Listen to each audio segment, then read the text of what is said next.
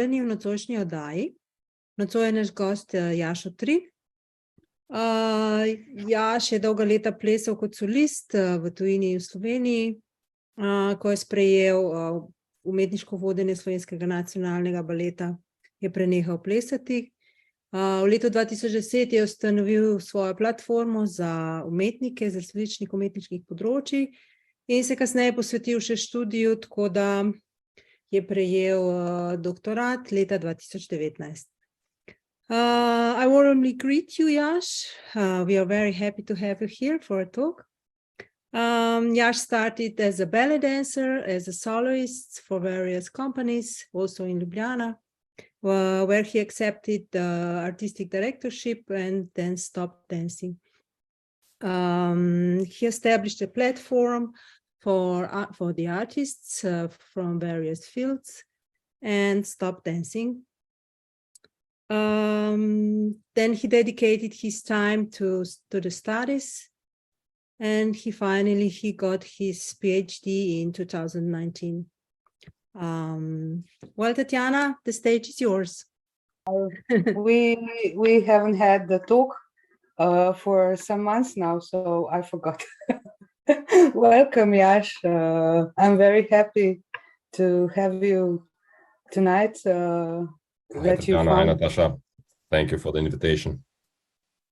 So this will be kind of a friendly talk with you, since we shared almost the same office for some years. Worked together at the time when you were appointed as an artistic leader of the ballet company. And we were happy to follow up your career in slightly different ways, which you decided to do and what you are doing today. But let us start at the beginning, as usually. So you are sharing the common space between Slovenia and Germany for many years, but you started here in Slovenia. A few words about that, please. Well, it's a big step to explain. And of course, I started my education in Maribor, in my hometown.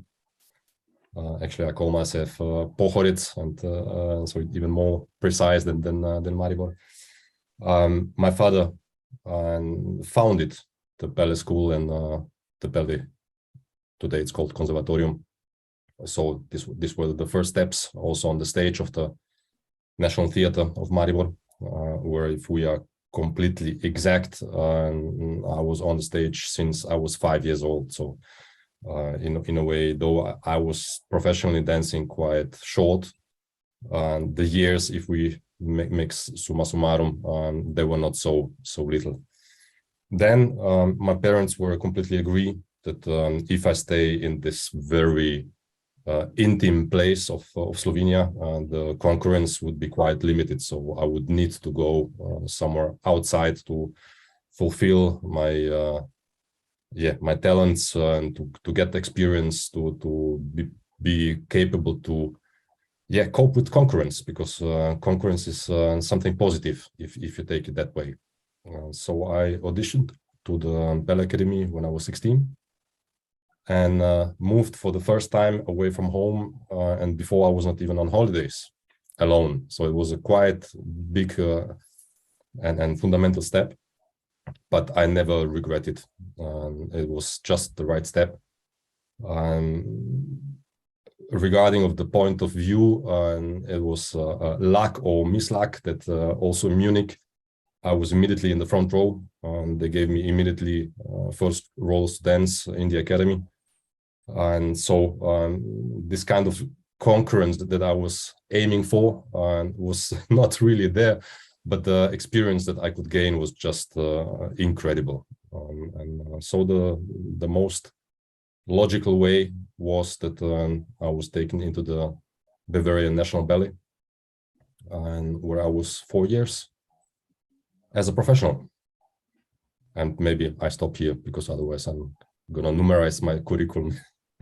No. Then I will follow up, and then you came to dance to our company first, and afterwards you were invited to to become a more regular guest, and later you became an artistic leader of the company.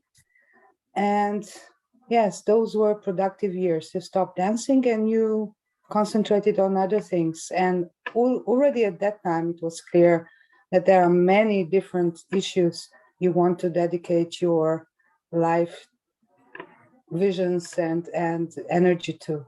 Like, I remember we did that at that time, we did the first public discussion about the transition of dancers. What was the initial idea for you to start with this questioning? Well, this questioning was a reason in a way throughout my whole career. And I had the luck that I was not only in Munich, I was also dancing in Amsterdam, I was in Berlin, and all the problems, especially regarding the transition, are everywhere the same. So why not to learn from people who are dealing with this kind of issues since years? And in Slovenia, this was in a way completely new field because the structure of permanent contracts and other things, also backwards into the Yugoslavia time, were completely different. So time has moved, and the frame, the structure of the state and the state department is different and was different 40, 50 years ago. And we just need to pay, let's say, the experience of the time that we are living in now. So all the issues that I brought up to the agenda were rising out of the experience, because I myself needed to make the transition, and not everyone is so lucky that he made the transition out of the ballet studio into the ballet office. I was really lucky. It was a very tight situation, because in a way I jumped really into the cold swimming pool, like the phrase is going, because I knew that the opera house is going to be closed, and not for the 2 years that was mentioned as a plan, because we knew it was a complete restoration of the opera, so only the 4 walls would be staying, and otherwise, I don't know, it was 20 meters a hole. So I knew it wouldn't be easy, but I never wanted to make an easy path. So in this sense, I know I also touched certain topics inside my artistic directorship that not everyone liked, but in my point of view, it was really necessary to start. And only now in the last few years, I actually realized that it might be that I was a bit in advance of the time. People were not ready yet to listen. But hey, I don't regret it. So let me just clarify a bit. You were here at the time when our National Opera and Ballet building was renovated, and it was really hard because of the situation which happened. Suddenly we didn't have the stage. So one way was to think about what to do and how to manage the company and how to deal with the artistic program during that time.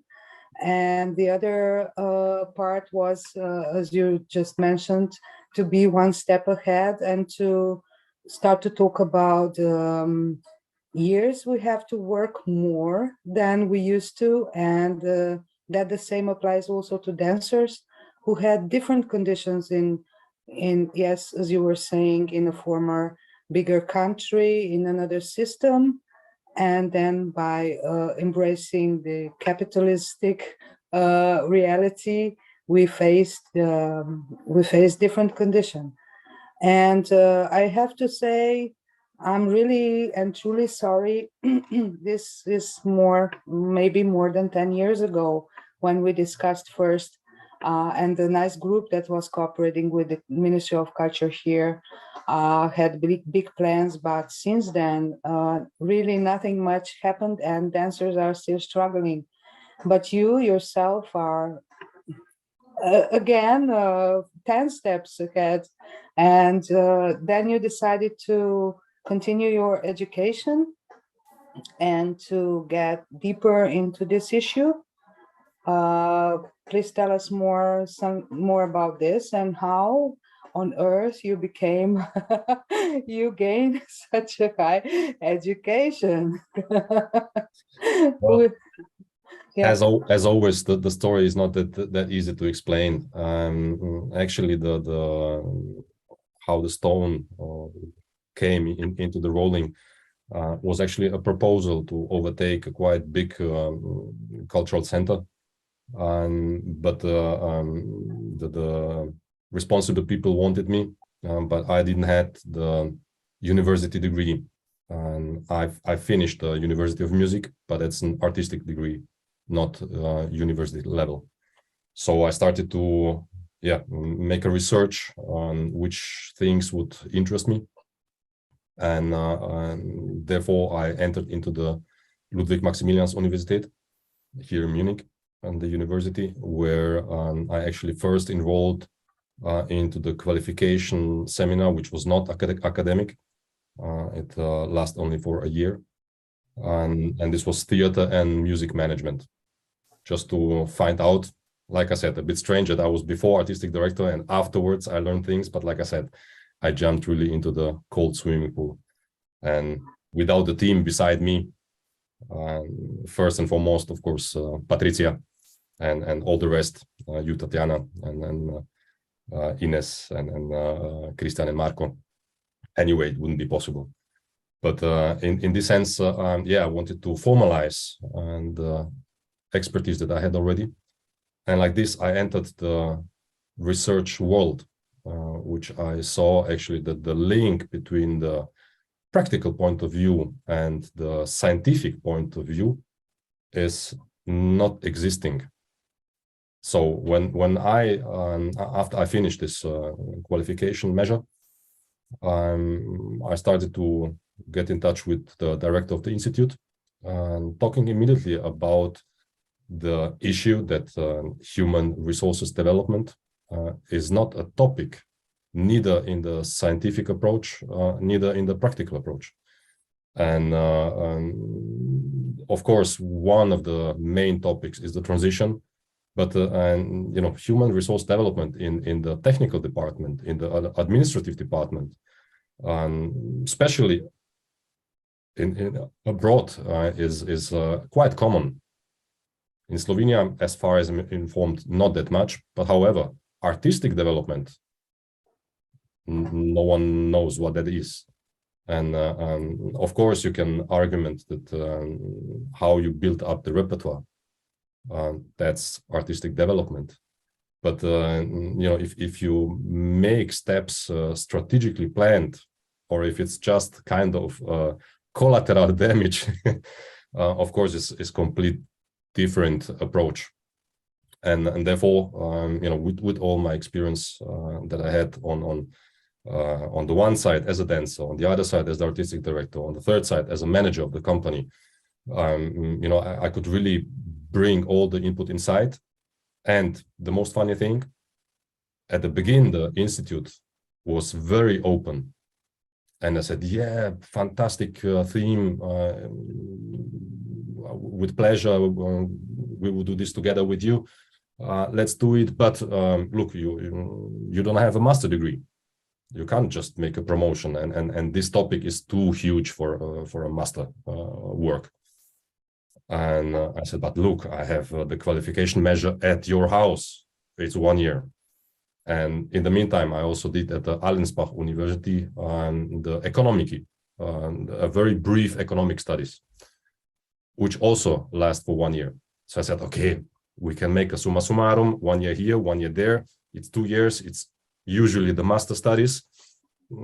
I know that in the order of the promotion, you don't have the exact specification under which circumstances you can enroll. So it would be formally possible. No, but you see, I really like your topic, but no, you will need to make the master degree. And I said, okay, I mean, what should I do now? So I enrolled the master studies, not even wanted to enroll. That's not the point, but sitting beside students, commilitons, which could be my children. But like I said, that's not the point. But throughout this a bit less than 2 years of master studies, I really realized that the theater science has very little link to the theater in real life. To make the research about theater, in my point of view, you need to be inside the theater. You can't make research about something that you know out of books. There you see that I'm not actually a scientist, even if I have my doctorate now. And when I finished master studies, just when I was writing the thesis, and I went again to the director of the institute and I said, look, I'm finishing the thesis. So let's talk a bit concretely. How can I enroll into the promotion doctoral study? And suddenly he said, no, but look, this I would be the person to be responsible for you, but I don't know enough about it. I don't know if your work is going to be good. And I said, but look, this is cultural management. The place where you study cultural management is the theater science. You can't go to economy. And I said, but where were you 1.5 years ago? I mean, I did master studies, which I didn't even want to make, just in order, because you said it's formally necessary. And I said, I'm not going out until we find a solution, because no. And then he got a bit red and I got a bit red, and it was a bit, like artists sometimes do. And then finally I got an idea. If I get second doctoral mother or father out of the economic field, would they agree? Because then we have the person who really proves whether I'm writing nonsense or is it really concrete. Because like I said, my goal was really to go out from the praxis, not out of theory. And then he said, yeah, if you find one, then we can talk about it. And probably he didn't even thought, or he didn't even think that I would succeed. A week after, I had the decan of the economical department of human capital management, and then I was invited to the disputation before the dissertation. I didn't even know that you need to dispute the theme that you didn't even start. You know, I'm not a scientist. I don't, you know, I'm out of the theater. I'm a practitioner. Okay, I prepared myself, I did everything, and I saw already the faces. When I came home, I said to my wife, look, it's impossible that they would take me. I need to find another university or whatever, because this is not going to be possible. And then the professor, she's called Professor Schneider, I really can say that she saved me. She is responsible for the dance department inside the Theater Institute. And I don't know if it helped, but she said that she remembered me from the stage in Munich, so it might have helped. I don't know, but however, she said that she's going to take the responsibility for this strange guy that wants to change the theater science. And when I met with her afterwards, she said, Jaš, I don't have a clue about human resource development. I will check the artistic stuff, and you check with Professor Weller, that's the doctor father from the economical department. Like I said, whether the economical parts make sense. And I said, that's exactly the plan. So I did the whole thing in a way in two ways, because of course neither one knew about the part of the other. So it was a very tricky situation. But since it sounds arrogant, but I'm a quite good organizer. I can make good structures. And I structured the work into 3 parts, which each part has his own specialities. And so I'm talking about human resource development on the job, like on the job measures, which I said can link with the theater repertoire composition, which premieres you are planning, how the structure of the company is, to whom you give the chance, when, you know, all these certain things, like I said, that actually are in every day of work of each artistic director on the world, but it's not strategically. It happens automatically, and this, I think, it's the main mistake, that you just think that is how it is, and you don't counter ask it. You don't ask, why is it like that? Can it be a bit different? You know, those are the topics that you always need to reflect. What is it? Yeah, does it make sense what you do? Then the second branch was the measures near the job, and this is dance medicine. I don't know in how far you are in touch in Slovenia with the movement worldwide, but the movement is actually more or less very limited into Canada and Australia. Not even Germany, with all the money, with all the, I mean, Germany has almost 50 companies, 50 ballet companies. And even Germany doesn't have a strategic approach into dance medicine. And we know from sports which kind of rehabilitation, not only after injuries, but prevention before the injuries, what is necessary. I mean, we are talking about high-level sportsmen and women. Of course, it's art. We completely agree, but it's really physical. That's why also it's without doubt that this career cannot be done until 65 or 67, or maybe for our generation until 70, when we're going to have the formal pension. So and this brings me into the third branch, which is the transition.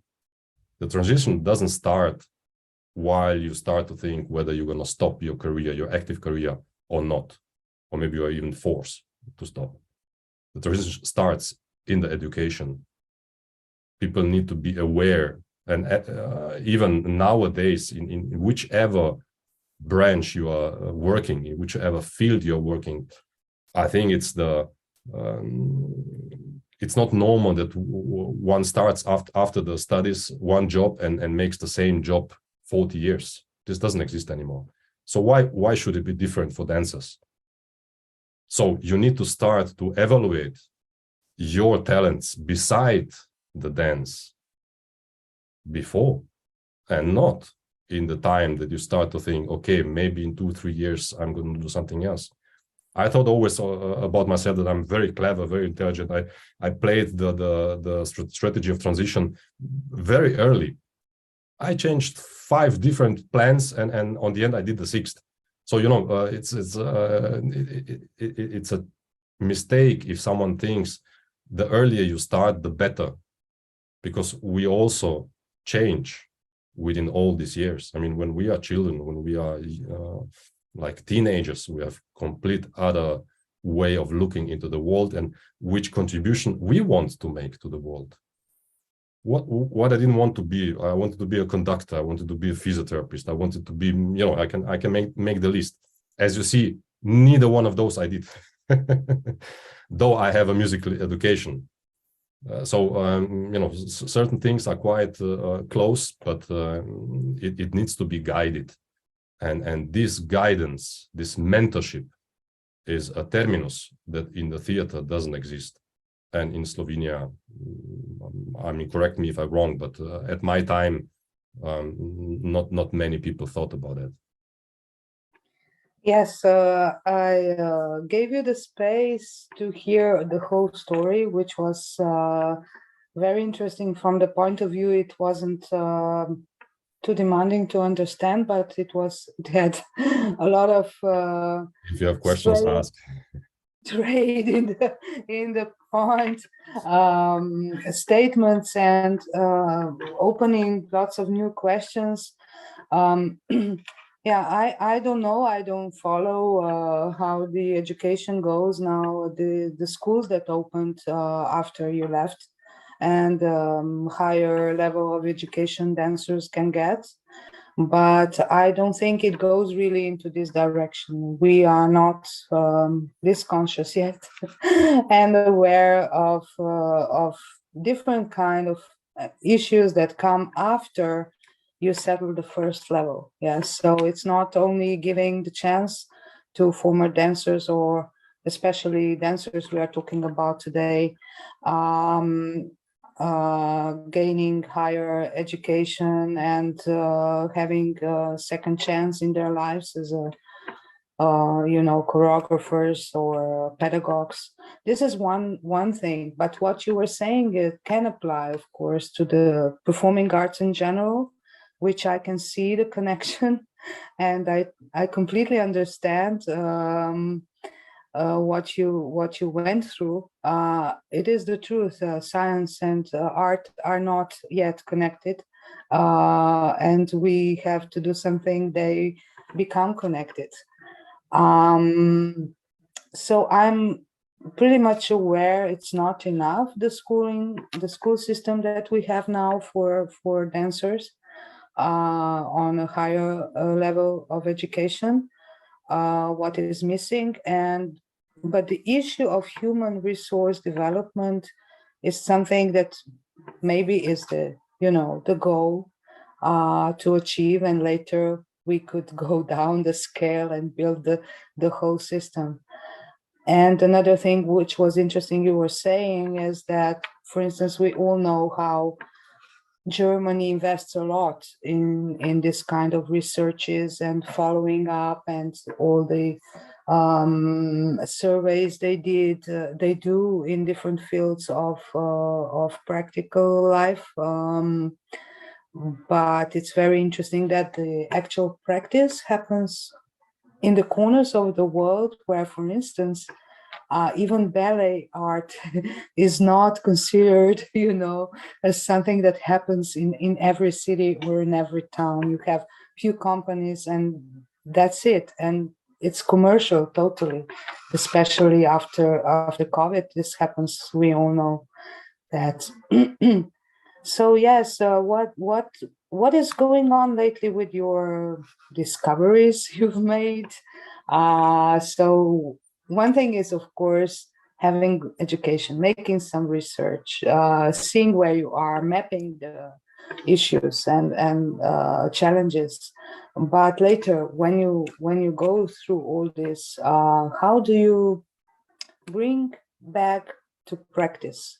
What was the decision afterwards you did, and what you do with that now? Well, the point is that sensibilization on the side of ballet directors is a massive work that you need to make.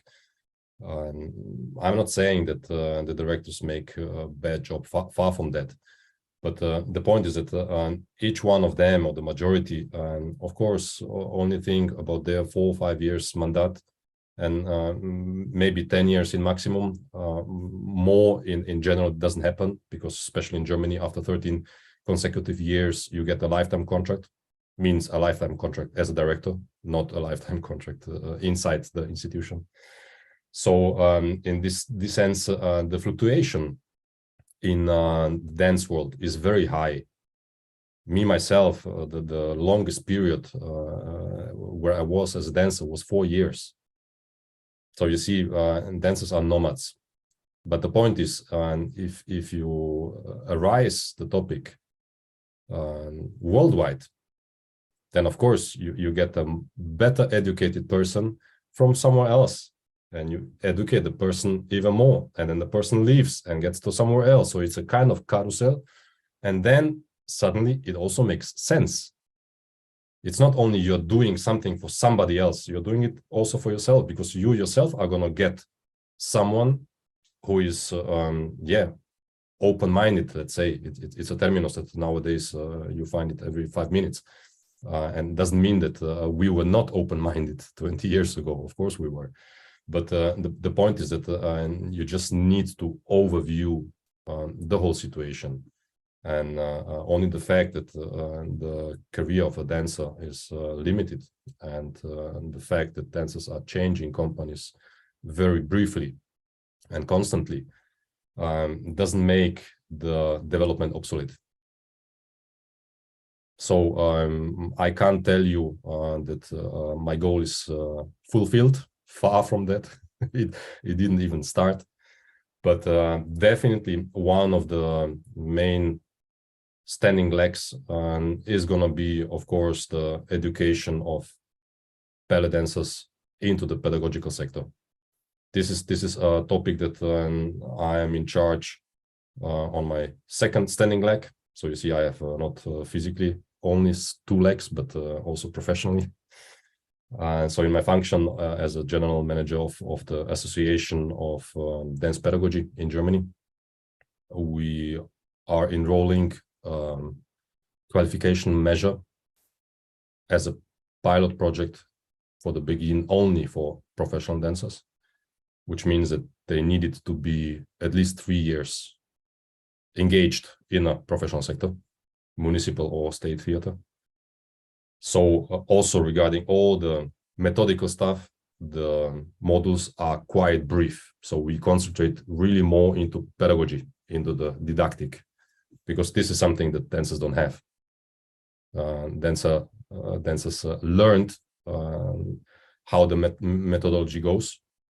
But if I go from my point of view, dancers also forget why they're doing something and why they're doing like this. It's an automatismus, and it needs to be, because on the end, on stage, you shouldn't think about whether in which way do I want to make this that it functions. This needs to be an automatism. That's why we are rehearsing. That's why we are repeating over and over again. So I'm not talking about it. They need to be conscious all the moments how they make it.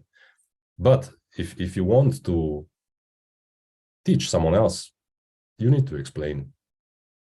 And especially nowadays, if you say you need to make it like this because I say it, it's going to be a bit difficult.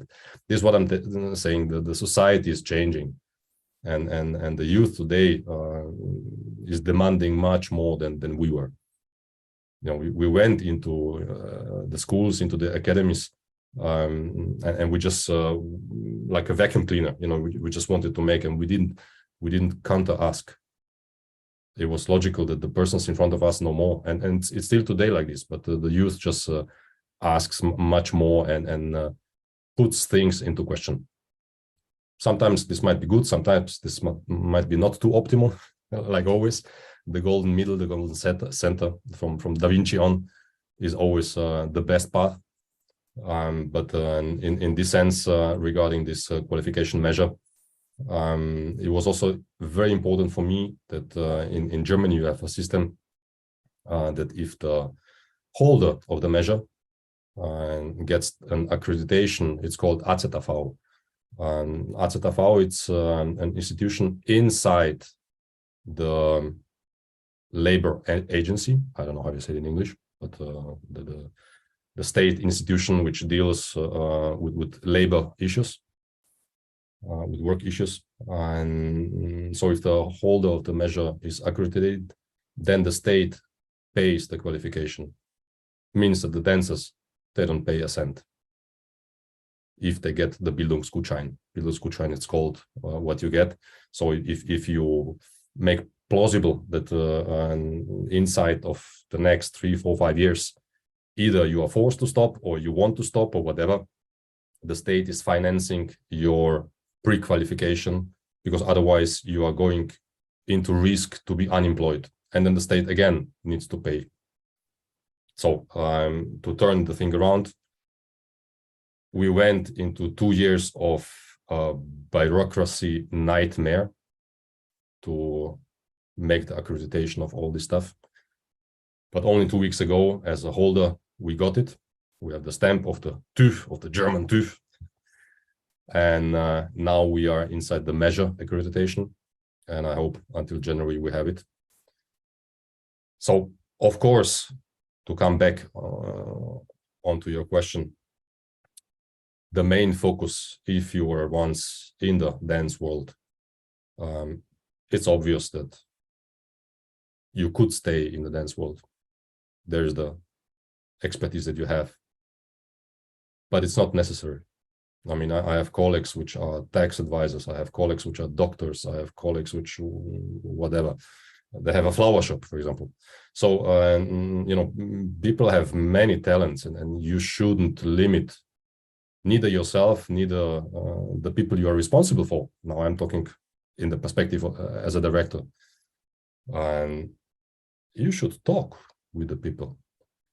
You see, the famous word communication is very often misunderstood. Communication doesn't mean that you talk.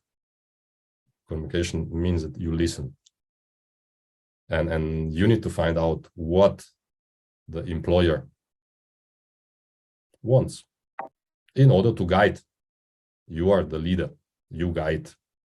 And this is something that, you know, this sensibilization needs to be done, and we are only on the beginning. So you said you had a bureaucratic nightmare. I can imagine. But I'm happy that the second try succeeded. So now you have the chance to continue your work. Congratulations. But I would like just to mention something. We are all a part of European Union. And best practice, as they call it. I usually hate the word best practice, but practice, good examples, good ideas, you know, something that really works, is not placed somewhere else. For instance, it would be really good to propose such a solution to European Union, because in the end we are not so different, but we have this huge common problem in the region, which is where the ballet art is especially highly valued. For instance, Italy or Austria or Hungary, just mid-Europe, or France, or so on. You know, we just discuss about the market, and yes, the answers are, I'm sorry to say, but this is how I feel about them when people discuss their positions and, you know, giving them contracts like they are a piece of meat. They discuss about everything else, but not about the human. So do you think that it would be possible to, I'm trying to, you know, encourage you to step a bit further after you settle down with what you're doing now, to try to propose such a thing to European Commission of some kind of work or culture? Do you think this would be possible? Well, with my knowledge today, maybe, you know, you have a proposal which I couldn't get on, but if I watch into the sector of Germany, education is the state responsibility. Means that only in Germany you need to talk with 16 ministers. So it seems not realistic to go into not one but two levels higher on the level of European Union, of the European Commission, to talk about education. I mean, we have all these Erasmus exchanges, and those kind of things are working, but to make a structure which is officially installed in all the member states, usually, you know, it intrigues me if something is impossible. But I would say now, until the structure is like this, I think it's more worth to do it in front of, I always call it, your home door, and just to make the structure inside the countries that you feel responsible for. I don't think European Union in that sense would be a help. But like I said, I never was cooperating practically with the European Union, so I have very little knowledge about that. And if there is a possibility, I'm also to the listeners online. If you have a solution, contact Tatiana. And Jaš, of course. No, but I was just trying to put up front the fact that education is top issue in the United Nations agenda for the next term, and also the UNESCO, and everybody's talking about the education. So I don't think European Union and its commissions should deny this thing exists, because as you were saying, you know, everything starts with the education, with our young age, and we should not use the educational system just to make robots. We should think how to build the complete person. And you know, it's very interesting. I was reading about what Tagore was saying about education. His principles and visions and system he had, those systems are really good to be applied on this frigid, you know, system in Europe that we have since 200 years ago. It didn't change much. And you said about your ideas how to renew the educational system. What should be done? Did we tell everything about that, or you have something more? Well, actually, one thing which is very important to me, when we are talking especially about classical dance, not the people who are mainly active in this sector, but people who are not mainly active in this sector, they are always arguing that classical dancers are robots, to take the word that you just said. And I object with all my 4 legs that I have to this thesis, because you know, of course, the education changes and the society changes, but you know, we went through this education, and we were not robots, we were artists. So I don't think the education should methodically, sorry, be changed dramatically, because of course, if we talk about the Vaganova system, or if we talk about the Royal Academy system, you know, the systems are not methodically the same like they were for Vaganova more than 100 years ago, and Royal Academy a bit less. And there's also not one system. You know, we are talking about the worldwide execution of the system of the classical dance. And classical dance, I call it the Formula One of the dance art. Yes, it's elite. It needs to have a selection, and not everyone can or is supposed to be a classical dancer. That's not discrimination. You know, we just had a symposium last week in Munich, which lasted for 2 days, and the topic was the education of dance nowadays, and which things needs to be changed. And actually, we were all the time just talking about being on the, I don't know how you call it in English, on the one eye level. It doesn't make sense in English, but you know what I mean, that we are looking at each other on one level. Well, if we are talking in a human perspective, definitely. But a student cannot be professionally on an eye level with a professor. It doesn't go. The students cannot decide, we want to learn this now and that later, because they don't know it yet. It's not their responsibility. They are there to learn.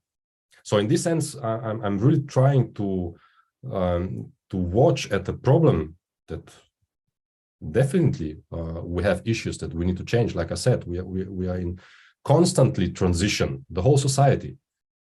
But to make it a bit more specific about what we are talking, and the classical dance, you know, 30 years ago, people said already classical dance is dead. And if we watch which performances are sold out worldwide, performances of classical dance. So the classical dance is going to be here, even if we when we are not going to be there. So, but of course, it's going to change. It's going to adapt. Like I said, classical dance is not the classical dance of 20 years ago or 50 or 100 or whatever. And this is a topic that is really, really important for me, because I adore classical dance. I adore the possibility that the body is the instrument. So it's a subject and object. Again, if I say this in theater science, people go already like this, subject and object, not possible. Well, that's the goal. That's the point of view. A Stradivari is also different than from another violin. You know, classical dancers are the top, and excellence per definitionem cannot be everyone.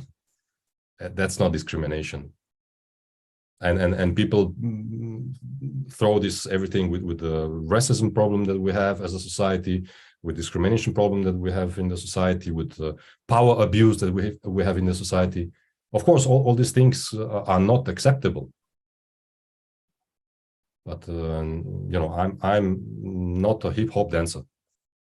I can't demand to change hip hop just in order that I fit into hip hop or urban dance or whatever. You know, it's a perspective that yeah, I know I'm gonna step on many feet now, but in general, people who would like to be active in classical dance field but cannot, they want to destroy the field, and this cannot happen. I think all the fields can exist at the same time, equally and respectively. You know, it's not, you're right, but this is a wide anthropological question. Probably no anthropologist could ever touched the essence of what we are discussing now. But yeah, you know, I have a question now which connects where we started. So you came from the practice to this kind of more or less theoretical, philosophical discussion, let's say. You are supporting the practice and everyday life, of course, with your appearances in different places of the world, with your expertise. But are you going also back to the practice in some way to stay connected? Do you think it's important? I do. Well, define practice. I mean, I'm not dancing anymore. If you think that. I know, but are you involved in some kind of, you know, do you participate, or do you go to see or to breathe in the atmosphere of companies and such things? Are you a guest at these institutions or companies? Yeah. Yeah, of course. This is the main field where I'm active. I get invited into sessions. I get invited to performances, and especially, of course, now in Germany that I'm so many years here. When there are council meetings for like the Roof Association, which deals with all parts of dance. We have one in Berlin and one in Köln. I'm a member of it, and there we discuss all the topics that I just mentioned. So yes, definitely, I'm in touch with the practice. I'm not only the one who is talking about, but I am not actively inside. So this might sound contradictional, but no, I'm not dancing. I'm not involved practically in theaters, but as the function of the agency that we are having since more than 10 years already. Of course, with the engagement of the artists that we have in the catalog, of course, I'm in regular touch with all the directors, also directors of schools, directors of companies. So yes, I'm in between, but not actively in a sense that I would dance with them. This time was very nice, but it has passed.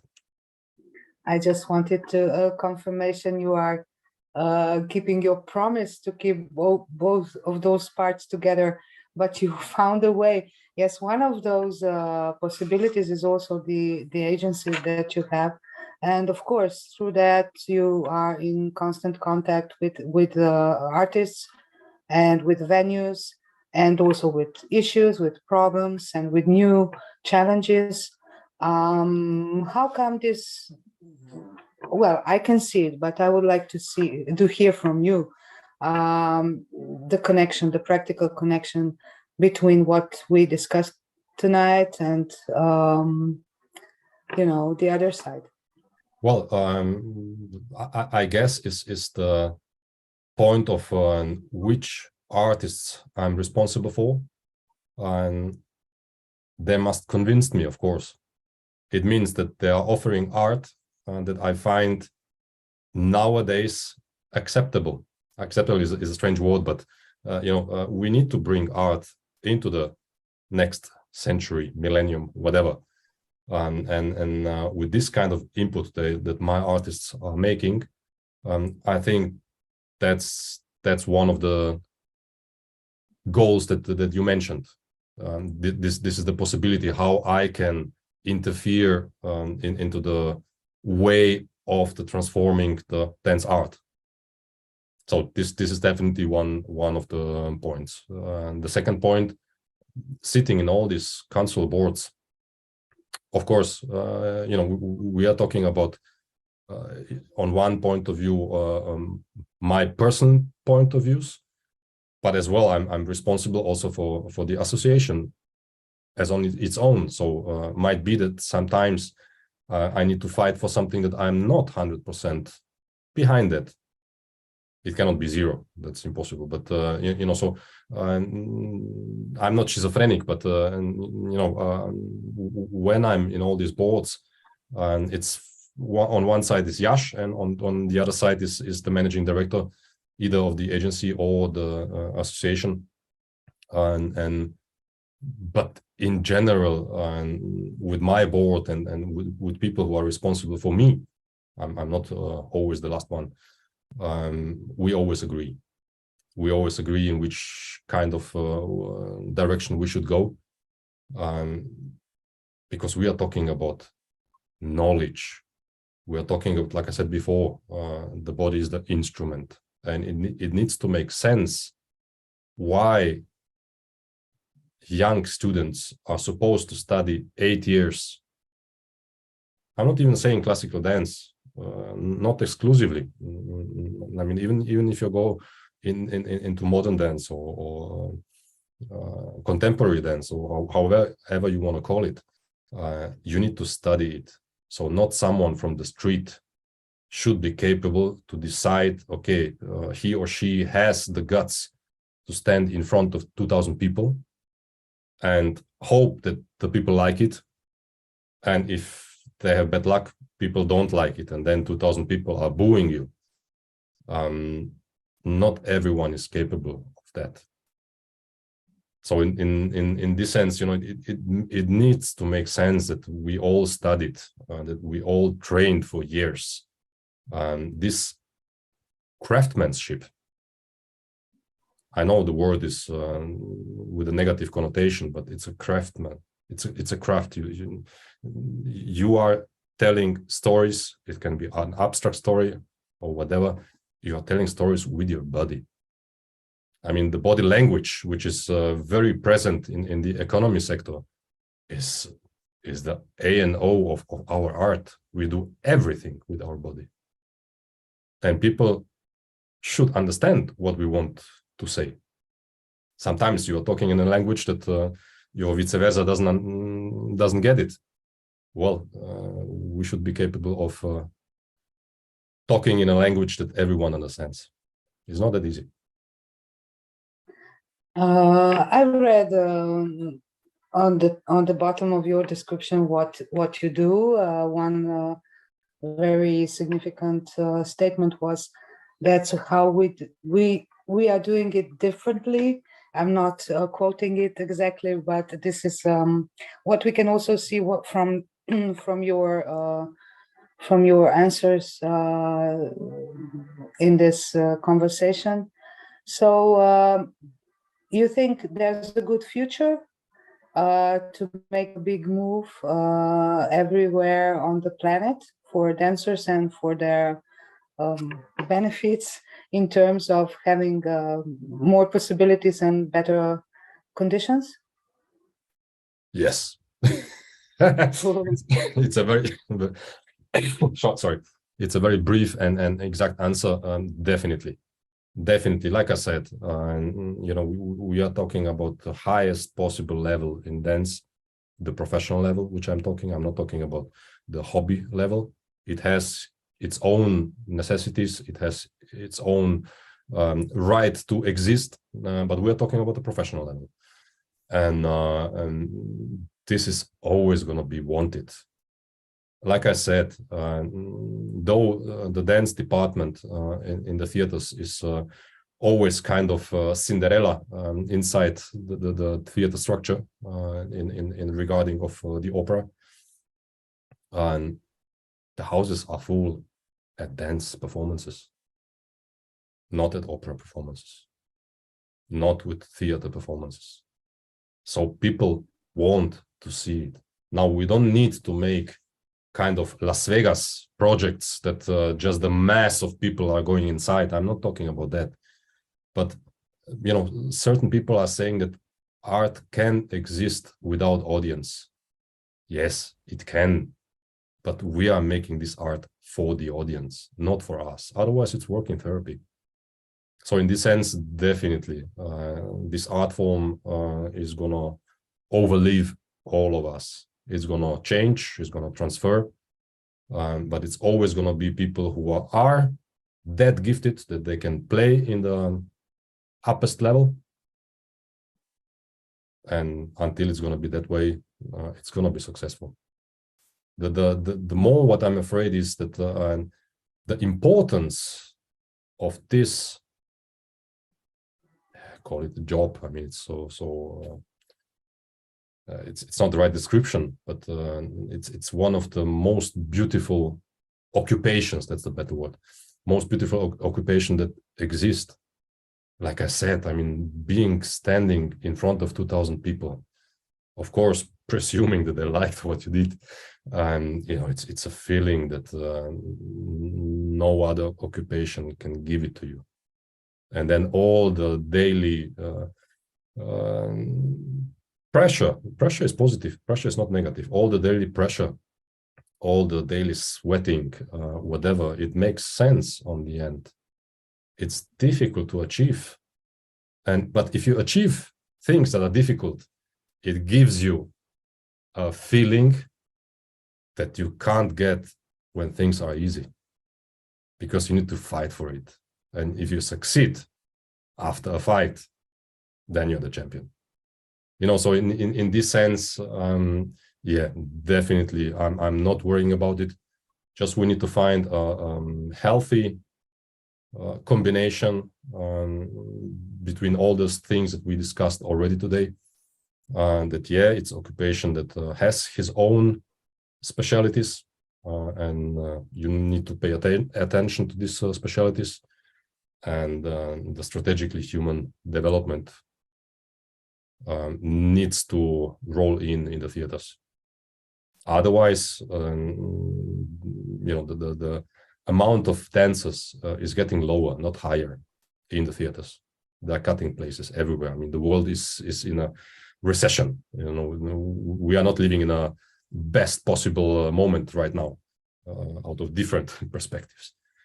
And so if you don't take care about those who are there, then the craftsmanship might be lost, but not in the next 50 years. But now we have, with the experience from sport, I mean, when I did the research for my doctoral thesis, what Australia is doing, what Canada is doing regarding all these prevention systems, you have the progression ballet technique that is worldwide known. People are doing it. You think an academy or a school is practically involved? Maybe. I'm not saying, because I can't overview the whole world, but it's really something that puts the demands of classical dance into nowadays. And this is something that it's not gonna happen automatically. Now you got frozen. Are you still there? Or am I frozen? No, I hope I'm not frozen at work. Yes, you know what? I remember the time when there was something we were doing together with your father. I think it was some kind of workshop or what we did together. Was when I came here, maybe 25 years ago. And I can see the same passion in you as I saw in him at that time, and this is really, really nice. I hope you are passing this passion to your daughter. Would be First nice. of all, thank you to make an analogy to my father. I'm gonna start to cry. But yeah, he was even much more passionate than me. No, much more than me. But to he answer was your doing question, ballet. I hope Yes. that we passed the passion to our daughter, but definitely not into the dance sector. This I can openly say. But you know, important is to have passion in life, not where. My passion was in the ballet world. It still is. Tara's not, but it's okay like this. It doesn't matter. It's passion in life. This is the most important thing.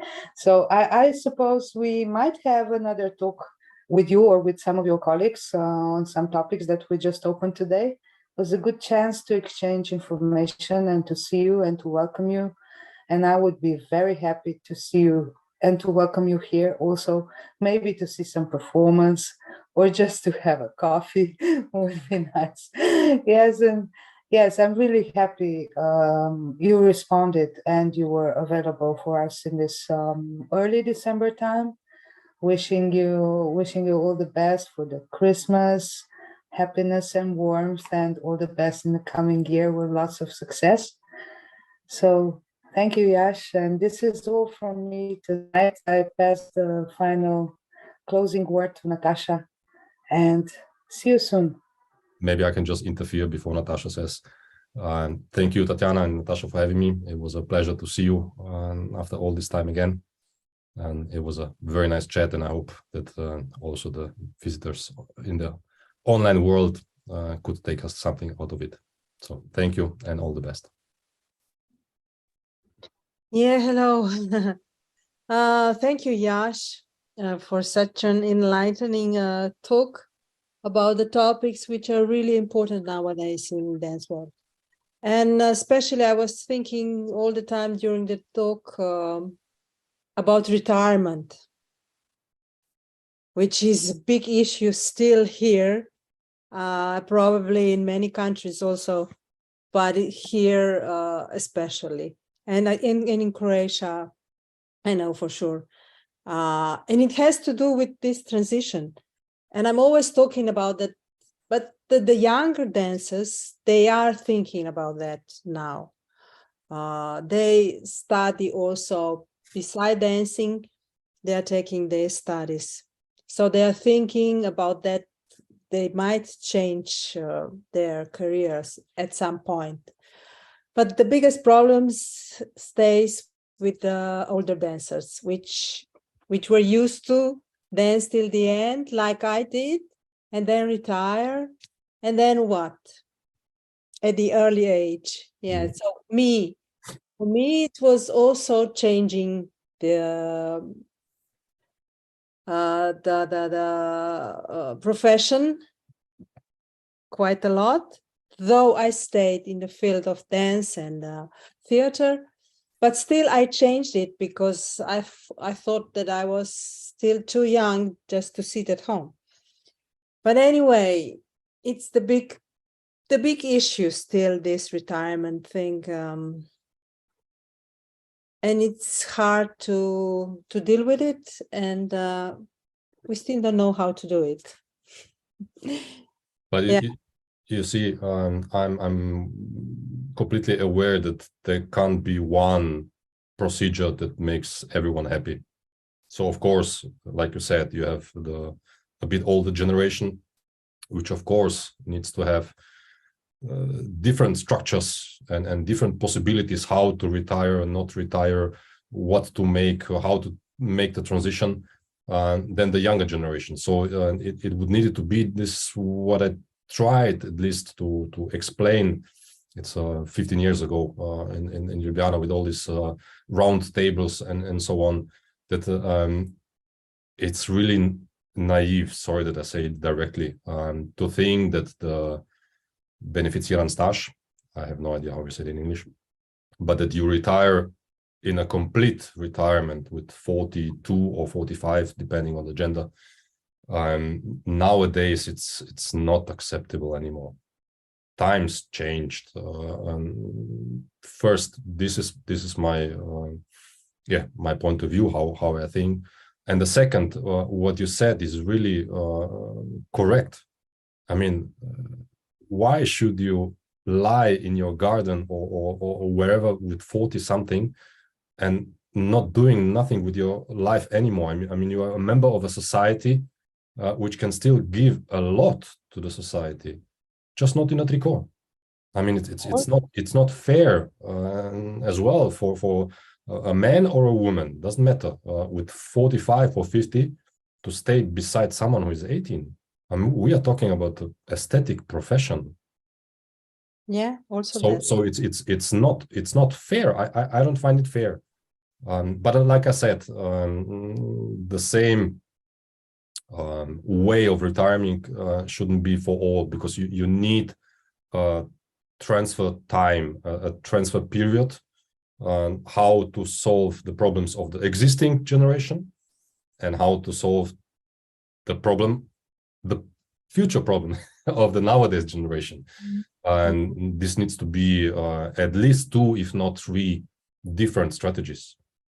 But the point is that I would be really happy. I was not misunderstood. I was understood correctly, but people thought that I want to cut their rights. It was not my goal, definitely not. I wanted to add rights to them, but with the consequence, of course, that lifetime contracts can't be given, because under these circumstances, of course, no one is going to go to pension. And especially Slovenia has their own specialties that you don't even need to go to pension, even if you have all the years and whatever.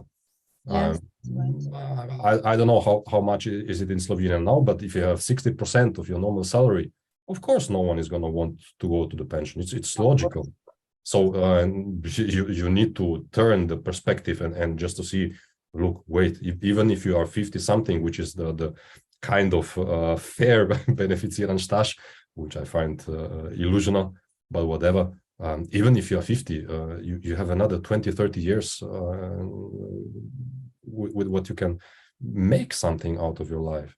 To make a transition, as you see, I was, how old I was? 44 when I made my doctor. People were trying to convince me that after a dancer career, people are completely exhausted and they can't learn anymore. I mean, by now, the terminus lifelong learning is everywhere present. Where's the difference? Yeah. So if we start to think that we know everything, that's the end of the transfer. Yeah, I agree with you. Thank you. Yes, true. We were just talking about that. I'm completely aware that with Tomasz in the morning. Difficult to accept is of course losing something. You're not aware that maybe you are gaining something else. First of all, you're losing something, and you go on your back feet. You know how it is. The tradition keeps holding. Doesn't let go, and the dancers are still thinking that, well, they dance and afterwards they retire and that's the end of the world, but it's not, so yeah, it's hard. It's not so easy. Well, if the sensibilization is taking place, then I'm happy already. Yeah. Okay. Well, Tomasz proposed that we talk about that sometime. We talked about this in the morning. We just got in a talk. Yeah, it's a very important topic. It is, and not easy to fulfill. Classical ballet world, yes, it's a very important topic.